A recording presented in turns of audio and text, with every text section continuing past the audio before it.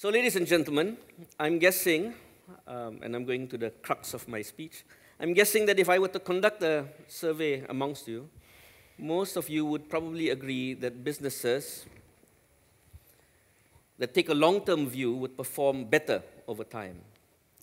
This sort of wisdom was reinforced in a recent report by McKinsey Global Institute that found that between 2001 and 2014, companies who took a long-term view outperformed the rest by 47% in terms of revenue, 81% in terms of profit, and they had an average market capitalization of $7 billion more than the rest of their peers.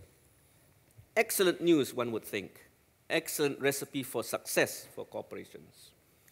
And you would think that everybody would be doing the same. However, in this same study, I read figures that confirmed my observations that an alarming trend is shaping up before us. It is the trend of short-termism. A study revealed that 65%, well, this same study revealed that 65% of the 1,000 C-suite executives surveyed said they felt a significant increase in short-term pressure over the last 5 years. This graph, this is part of their analysis. McKinsey has showed that short-termism is indeed on the rise. So should we be worried? And I think we should. A very simple example. I don't know if you know this, but a lot of corporations live 90 days at a time these days, quarterly reporting. In a survey done by this study, 55% of executives said they would delay a perfectly viable project if they could not show it as a positive result in the next KPI, in next quarterly report. So they would forego a perfectly good project because they could not show a positive result in the next quarterly report. This McKinsey report, and many others like it, agree that short-termism usually means that innovation will be deprioritized as organizations focus on cost-cutting rather than revenue creation to grow the bottom line. It's very much about looking inwards rather than outwards, moving from being stakeholder inclusive to just focusing on shareholder value. All in all, in my mind, a disaster waiting to happen and a huge step backwards for sustainability. These days, ladies and gentlemen, I'm sad to note that within the RSPO membership, there seems to be an increasing focus on the monetary cost of sustainability. Don't get me wrong. We've always had this kind of discussion. But they were usually driven by the upstream sector. It was never a top issue for the downstream sector, but today it is. Today we hear conversations that say, for the amount of premium we pay for this sustainable produce, they should be able to exchange it for better protection against the wolves that are at their doors. Alas, that is not the case. Some of those who lead these conversations have come to the conclusion, well, that since the wolves will always be at our doors, why not find a more effective way to deal with them? Why not do enough to satisfy just the leaders of this wolf pack? That way, the conversation will be more focused, the solutions more tailored. Certainly, on the face of it, it sounds like a win-win. With the leaders satisfied, the rest of the pack will not storm through the doors. And we would then have a cheaper insurance policy. But I ask you, ladies and gentlemen, is this truly a win for sustainability? Is it sustainable if we narrow our focus to satisfy the few?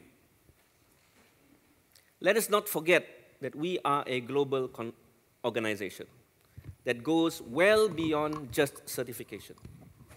We are global agents of change, not just for palm oil, but for sustainable development in general. We are inspiration to policymakers and for other sectors and commodities. I don't know if you know this, but the RSPO standard is used in other commodities that do not have applicable standards. Timber and rubber are two examples I know of that use the RSPO standards because they can't comply for many other reasons, other standards. RSPO provides alternative justice mechanisms for stakeholders who have no access to redress.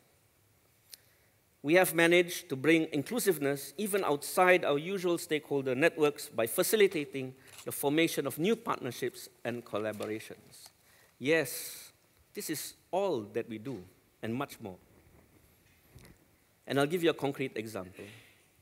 The jurisdictional approach pilot started in the state of Sabah, Malaysia, is a positive example of new types of inclusive collaboration to achieve sustainability.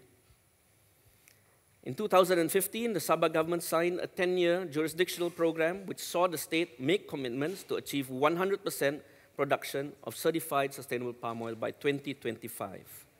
Since then, they've developed many working groups and established a 5-year strategic plan. Ecuador signed a MOU with RSPO as well, saying they want to do the same. We have Central Kalimantan also wanting to do the same. We have South Sumatra also wanting to do the same, and a few other countries in queue. This is something that has come about because there is such a thing called RSPO. In this light, RSPO is so much more than just a scheme dishing out certificates. Any stakeholders, we have many stakeholders outside of our membership who rely on us being around to facilitate such collaborations. And as such, it behooves us to be the biggest proponent of long-termism, if there's such a word. As a community of long-termism, we must resist this temptation for quick fixes and small wins at the cost of inclusiveness and mainstream transformation. From my personal experience, it is just so tempting to play the mighty hero. It is excruciating not to be part of the calls for change and join others in making wonderful commitments to have zero this and zero that. Know this and know that. In this attention deficit world, it makes for excellent sound bites. But if we leave egos and heroics aside, we might also see the pitfalls of such actions. This really hit home for me when I visited 4 African nations a few weeks ago. I went to the home of the oil palm, where we met members and various stakeholders. We were welcomed by all, especially governments. Most of the ones we met already knew of RSPO and welcomed collaboration. They acknowledged that they could have done much better in their plans for economic diversification and intensification of agricultural commodities, including oil palm. And after sharing the RSPO way with them, they made it very clear to us, at least to me, that this was also going to be their way. However, during my visit there, I reflected also on the many commitments that supply chains actors have made, the list of zeros or the list of no's, and how it could impact these nations. As I understand it, many of these countries would have zero or no development coming from oil palm if these commitments were to stand as it is. And oil palm in the 4 countries that I visited is a key feature for poverty alleviation, key feature for economic diversification. I felt more than guilty that we collectively, a community of the haves, were plotting to create walls against development for the community of the have-nots. This is not inclusive. This is not going to transform anything. But I also acknowledge that there is a lot that can go wrong if unfettered development of oil palm, or palm oil, were to happen in these 4 countries. So this experience left me thinking that we need a new paradigm. And who else to look for paradigm shifts than the great Elon Musk? He is, in my opinion, part genius and part mad. The latter, I thought, when he announced that all of his secret technology for his fancy electric cars would be open source. It would be freely available to anyone who wants to use it. Many thought him mad, especially me. But he made an excellent response to his detractors, and to me, it resonated. If we're all in a ship together, and the ship has some holes in it, and we have a great design for a bucket, then even if we're sort of bailing out better than anyone, we should probably still share the bucket design. I thought it very profound. Now hold this thought. So those of you who have worked in the world of sustainability or conservation know that the lack of land use planning is the cause of most of the issues surrounding unsustainable development in agriculture. So instead of telling these countries or geographies where they can or cannot go, why not give them the tools to decide for themselves where they should and should not develop? Why not encourage them to do this in a collaborative and inclusive manner? Why not propose to them an inclusive process to develop a land use plan? Because, ladies and gentlemen, the bucket that we have is the inclusive, multi-stakeholder approach. And we do it relatively better than most people. And this is the bucket we can share with them. Another more concrete example. A group of well-meaning and dedicated stakeholders have come up with a tool these days, you heard it also today, that defines forest based on several elements, including carbon. Why not give this tool to these developing nations? Let them deliberate on those key elements that define forests.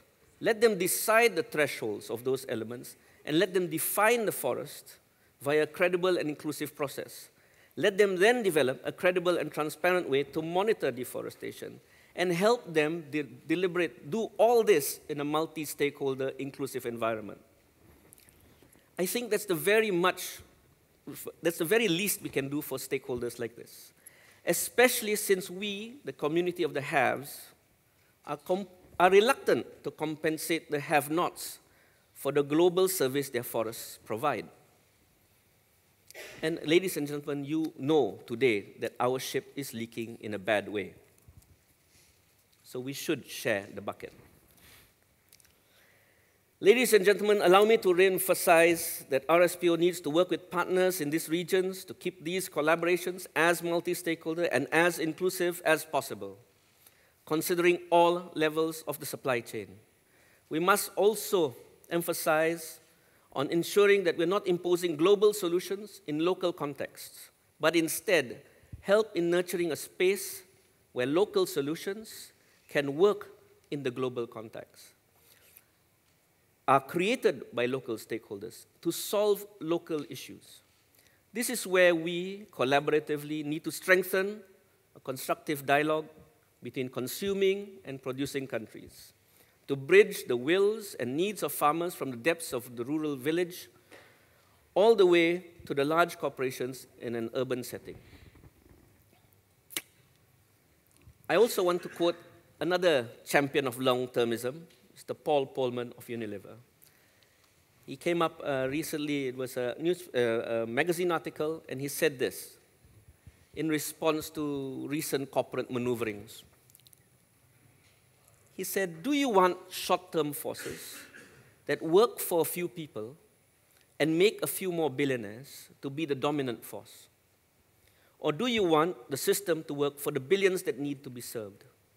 It's a fundamental choice. I totally agree. Ladies and gentlemen, I want to thank you once again for joining us this year at this year's European Roundtable. It's something I'm always proud to be part of, and I hope you all are too. As you heard me mention before, this is a round table. Each of us have a place at this table. You're more than welcome to join us. And this is also our greatest strength. Each of you have a place at the table. And with this strength of many, let us not busy ourselves building high walls. Let us instead build bridges that stretch far beyond our limited horizons. Thank you very much. Thank you. Thank you.